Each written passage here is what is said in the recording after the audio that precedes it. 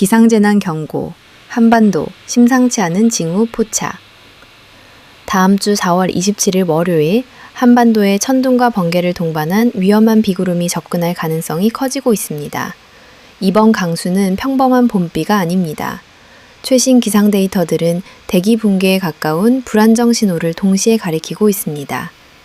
과연 어느 지역이 직접적인 영향을 받게 될지, 그리고 이 비가 어떤 위험을 동반하게 될지 지금부터 재난 관점에서 하나씩 짚어보겠습니다. 먼저 4월 25일 토요일, 재난의 전조로 볼 수 있는 극단적인 기온 변화가 시작됩니다.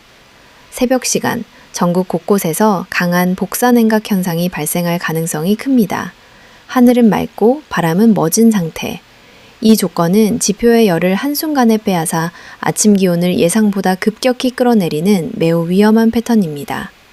출근길과 등교 시간대, 체감 온도는 초봄이 아닌 한겨울에 가깝게 느껴질 수 있으며 노약자와 어린이에게는 건강 부담으로 작용할 수 있습니다. 그러나 공포는 여기서 끝나지 않습니다.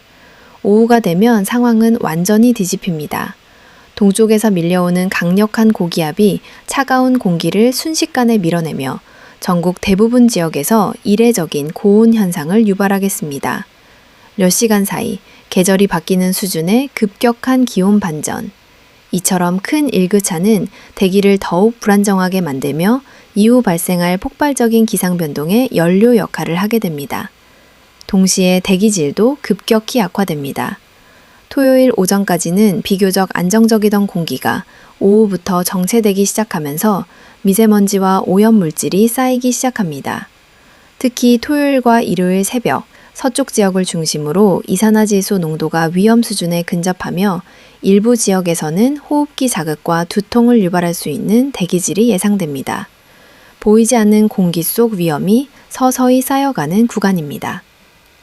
4월 26일 일요일, 제주도와 남부 일부 지역에 극소량의 비가 예측되어 있지만 이 비는 문제를 해결하지 못합니다.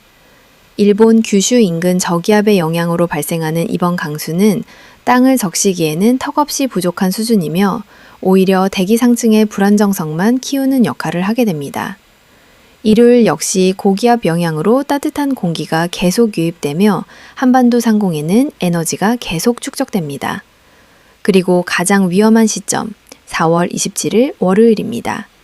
이날 우리나라 북쪽에서 성질이 완전히 다른 두 공기가 정면 충돌하며 대기는 임계점에 도달하게 됩니다. 그 결과 천둥 번개를 동반한 돌발 강수, 국지적인 강한 소나기, 그리고 낙뢰 위험이 동시에 발생할 가능성이 커집니다. 최신 예측에 따르면 강수는 중부지방을 중심으로 나타날 가능성이 높으며 비의 양은 많지 않지만 문제는 순간적인 폭발성 기상 변화입니다. 갑작스러운 번개, 짧지만 강한 비, 시야 급감, 도로 미끄럼, 야외 활동 중 낙뢰 사고 위험. 누적 강수량을 보면 이번 비는 가뭄을 전혀 해소하지 못합니다. 즉, 비가 지나간 뒤에도 땅은 여전히 메말라 있고 작은 불씨 하나가 대형 산불로 번질 수 있는 위험한 상태가 유지됩니다. 비는 오지만 위험은 사라지지 않습니다. 이번 기상 흐름은 비가 오는 재난이 아니라 비가 와도 위험한 재난에 가깝습니다.